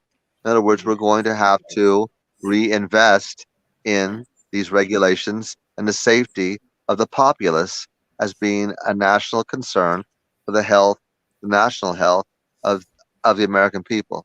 That's going to have to be a priority, which would also go along with Medicare for all and some of the other things we're going to need. Okay, but as a society, going towards a just society, which is what Bernie talked about quite a bit, was justice. But in the book that I am writing, justice happens to be the bride, the lamb's wife. So we're looking at a society of justice, but we're really talking about the same thing, because justice is justice, biblically, prophetically, or socially, environmentally, racially, what he was talking about environmentally, and especially in the racial regard as far as our voting and everything else. So we're really all on the same page. All I've ever done is just insist that we notice the page, but I'm not any different than anybody else who's fighting for a just and fair society. You'd be surprised how similar we all are as far as the commonality of that. There's some commonality for you. well, there's a whole bunch of names we can add to the list, and we got 3 of them here tonight. Now check this out, Cindy. I don't know how long you can stay with us, but I want you to stay as long as you can. But listen to me. Now, we've talked about this before. Diversity. Let's talk about that English language and that word diversity. You live in a very diverse city in Houston. Yes. Now, you got Afghan, if I'm not mistaken, there are Afghan refugees coming into Houston or into Texas, I know. I haven't read all the reports. I've only skimmed over the headlines, okay? I haven't read it either. Yeah, but there's some of that going on. But as far as this diversity, but I do know this. Even in metropolitan, diverse Houston, to a large extent, let's take the Woodlands community, Ted Cruz's area. It's a graded community, it takes damn near, they got their own Gestapo over there, Woodlands. Then you've got communities like over off of West Belford area of Houston that were really very nice apartment complex type places that the last time I was there was nothing but straight ghetto, okay? So the urban renewal, urban decline, I mean, the city of Houston knows it better than most, okay? Yet, some of the most generous and grateful people, and plus another thing, and I want to get here, and then I'm going to shut up. Houston is a destination for homeless people, national homeless people, because of the weather there. And Houston has wonderful services for the homeless, where they used to have, if they haven't shut them down in the search and the Star of Hope and the Salvation Army, even on Main Street, and there was a lot of others. Now I'm going to be quiet, but overall, Texas, we don't want the misunderstanding that Texas is terrible, nasty, awful people, because it's not true. Go ahead. No, it's not true. And it is a diverse state. It really is. And that's the advantage. The advantage that we have is the diversity that we've got, right? That is such a huge advantage. And I think that there's power in that. There's power in our diversity. America is not a white nation. And that's where to me, that's where the strong foundation comes from, is a diversity that we are. It's called a melting pot for a reason, right? So to me, we are so diverse that is such a huge advantage. And I think that that's the problem. I think that's the problem with Mr. Greg Abbott. I think it's the problem with Mr. Ted Cruz and John Cornyn, is they realize that, and they're scared of that. I think down in their deepest hearts and their souls, they're scared of the diversity that we are. And so they have to find ways to go around it, right? And so part of that, of course, is the voting rights. Most of the voting rights that they're trying to take away is those that are more diverse. And of course, that also is a group that will be scared. We're Americans, right? Why in God's name, as an American, is it so hard for us to vote? It doesn't make any sense. It just doesn't. And it doesn't. And why in God's name, as an American, do we not have health care? I mean, are we not more? We're American, right? Is that not supposed to be more? Are we not worth more than that? After all, we pay our taxes, and the CEOs and the corporations, what are they doing? What are they doing? And so, but going back to the diversity, I think that the diversity that we have is the power that we've got. And one of the things that I realize is that being diverse, people tend to stay in their groups. I attended a lot of protest. And so for DACA and SB4. And so during those protests, what I saw was that the diversity that we have is not people coming all together. Like, we would see the Hispanic population. I would go there and I would protest, and then we'd go down to a different area and we'd have the Chinese population, and I would go down there and I'd protest with them. Well, my view is, why we're not all together? Why is there not all colors? That's where the power is at.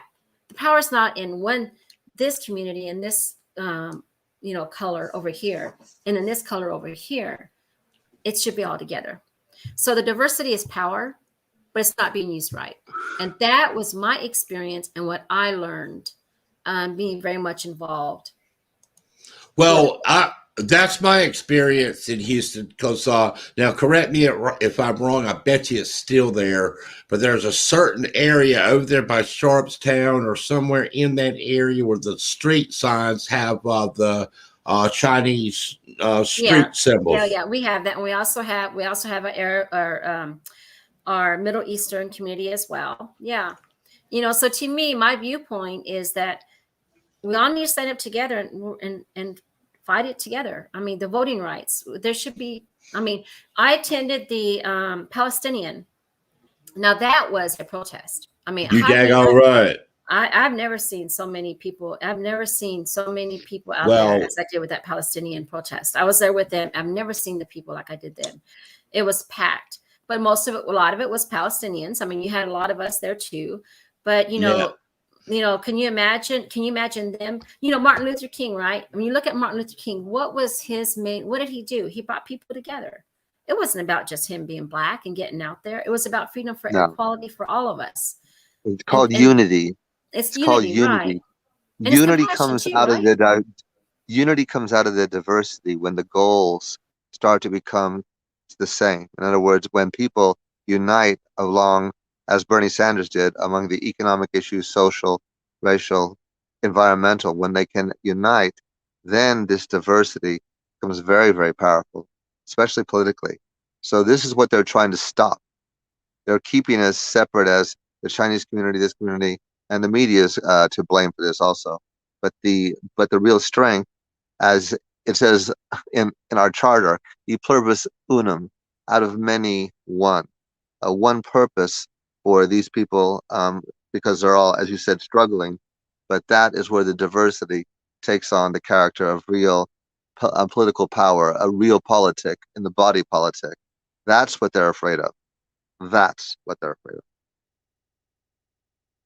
I got a little something here. Okay? Go ahead. Go ahead, Cindy. Say that again. I'm sorry. I was gonna say, I literally think that they're shaking their boots. I think that they are scared to death. I honestly do. And could you imagine if they woke up tomorrow and there was for the voting rights, not only for voting rights but for women's rights as well? What if they woke up and they look out the door and it's just a pack of diverse people out there? Okay. Okay. Hey, look, I want you to bear with me here. Now, this is Johnny. Johnny didn't set this up just right. I should have put more seconds on this clip. So I might have to hit it a couple of times for you to read what it says. Okay. But I wrote something here because I think this is exactly what you're talking about, Cindy, is the real reason you're seeing all the voter suppressing and not democracy going on because of the diversity that you're just talking about. You're such a wise person. Now check this out. Let's see if this works, okay? Okay. Did you read that? Yep. The real reason why the GOP is wrapping up its march against democracy. It's to why they're doing it. Right. Because they know that they can't win elections on the national level. Now, on the local level, let me say something here. This is why we were talking about 22. And guys, we've been almost 2 hours online here. We can stop anytime, but I got my whole night. I'm getting ready to get on the dialysis machine. I would say about 8 minutes, guys, so I can get things down here. Okay, go ahead. Let us start ending this and winding this down on this note. Then, this is why Miss Cindy and everyone, they're trying to keep us away from the voting booth. It's because even though they've got this thing gerrymandered on the local level, you can't believe on the national level we've already proven this past election that we can circumvent their gerrymandering, and it's got them in their pantyhose of the old country boy wad. You're right. They're scared. To death. They're scared, and they should be. And they should be. Yeah. Yeah. And I tell you what we'll do. First, Cindy, we'll let you make a few closing statements, then you got to go, and then Kristen, I want you to make a closing statement, and we'll end the show. Go ahead, Cindy. Okay, so I'm gonna try and make this as quickly as I can, just really fast. I want to talk about the abortion rights that's here in Texas. If anybody watches this, and if you happen to be pro-life and considered a Republican, and I want you to know a viewpoint from somebody that's also pro-life as well. I am too, right? But the thing is that reality comes in, and you are not Greg Abbott, not Ted Cruz is going to stop a woman when she has to have an abortion. What she does is between her and God. It's not between you and nobody. It's not between you. You don't have anything to do with that. It's her only. And so I think my closing statement is that what is happening here in the state of Texas is scary. What the Republicans have done is they have bypassed the Supreme Court. That's what they've done. They had to find a way to do what they did. And so what they did was they put it on the people. And what they did is they sat back in their seats of power and they watch while you're going to have bounty hunters out there. You're going to have people going against each other.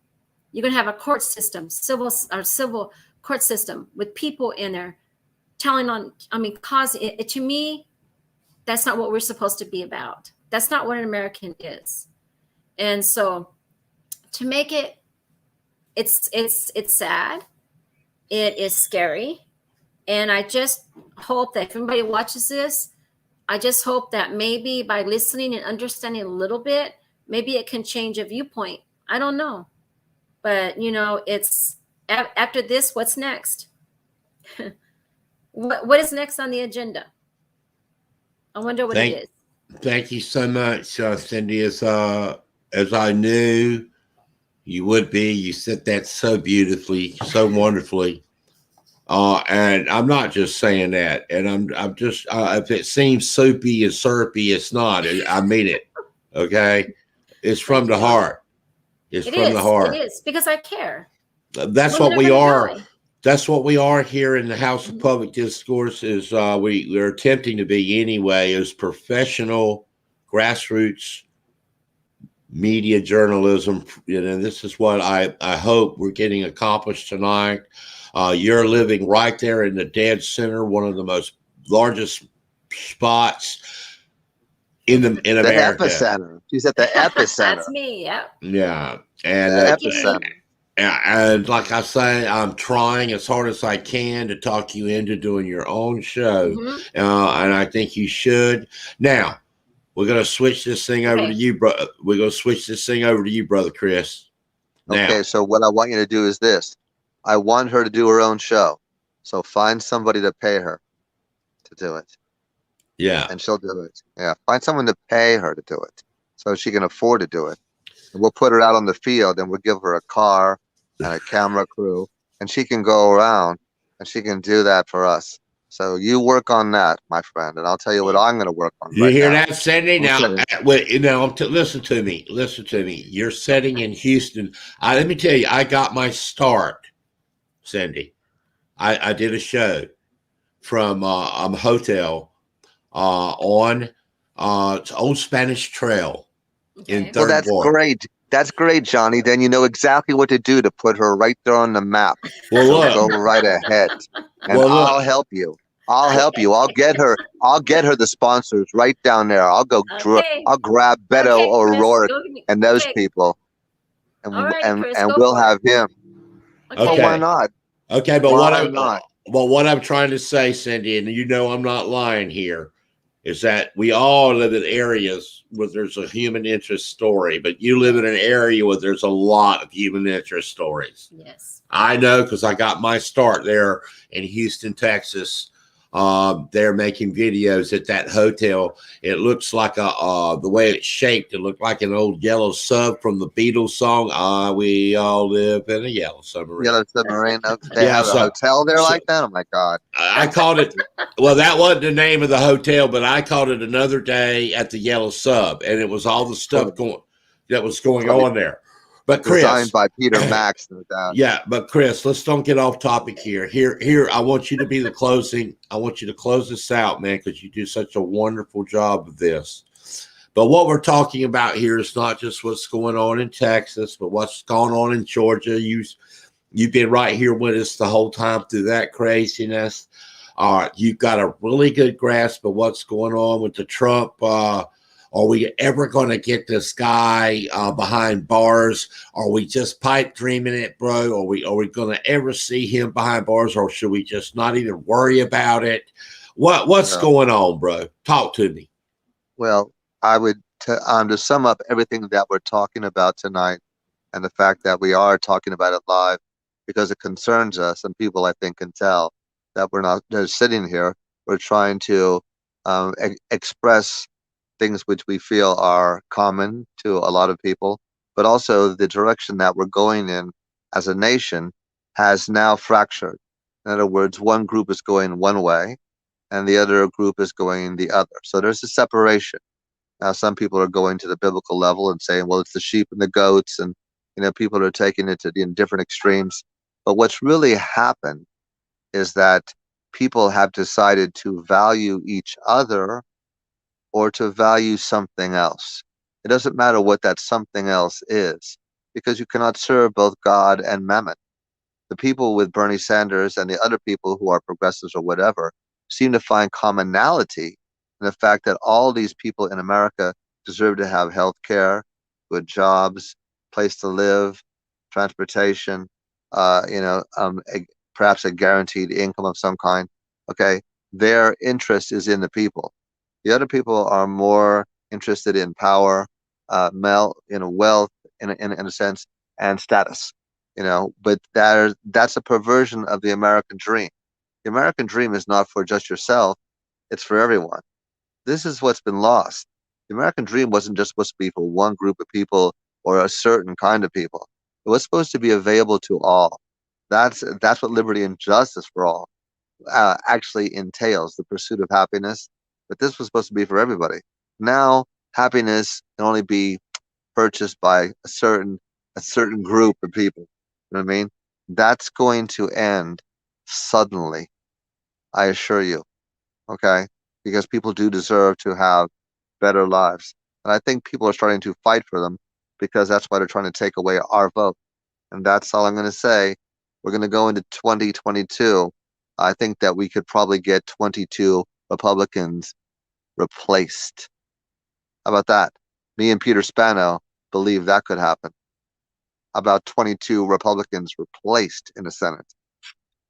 Okay. Oh, okay. Well, look, man, you're always the optimist. You're always the optimist. And but I'm gonna tell you something. You know me. We're gonna have to do some ass kick work, get behind some people, and do some activism. Well, when has it ever been any different? I hear you, Bo. When has it been any different? I mean, since Bernie Sanders, that's all we've been doing. That's right. It hasn't stopped. It isn't like we've got a vacation. It isn't like we got a vacation. I wish Peter Spano was here. Hey, look. He is in spirit, let me tell you. He is in spirit. Look, Sandy, I know you got to get out of here. I got to get out of here, too, man. Hey, look, it has been a lot of fun. I think we touched on some very important things in our conversation tonight. I think you brought not only a woman's perspective. Nobody's a sexist here. Okay. Oh, I know that, Johnny. But it's nice to have. Okay. It's always good to have a woman's perspective on our show because we do have so many guys so far that's been on the show, and the more from a woman's perspective we can get, the better off and more homogenized everything that we're trying to do. Especially about this topic. Yeah. Especially about this topic. You know, men don't get abortions. Right. You'll notice. Right. Well, thank you. Well, look, thank you guys very much for being here. We're going to get out of here. We've been listening to the all-new House of Public Discourse Radio.com. We're in our studio tonight. We're broadcasting from our House of Public Discourse page on the forum, on your Facebook page. I'm Johnny Hill. It's Christopher Witt Diamond. It's Luecynthia Keener coming from Houston. We appreciate your time. And all we gotta say is this. We are not yet what we have become. Okay. We're not where we're gonna get, but we're trying as hard as we can to get there. And I want to thank you guys for being here. Have a good night. Have a good night, everyone. Thanks, Chris. Bye, you guys. Bye, Cindy.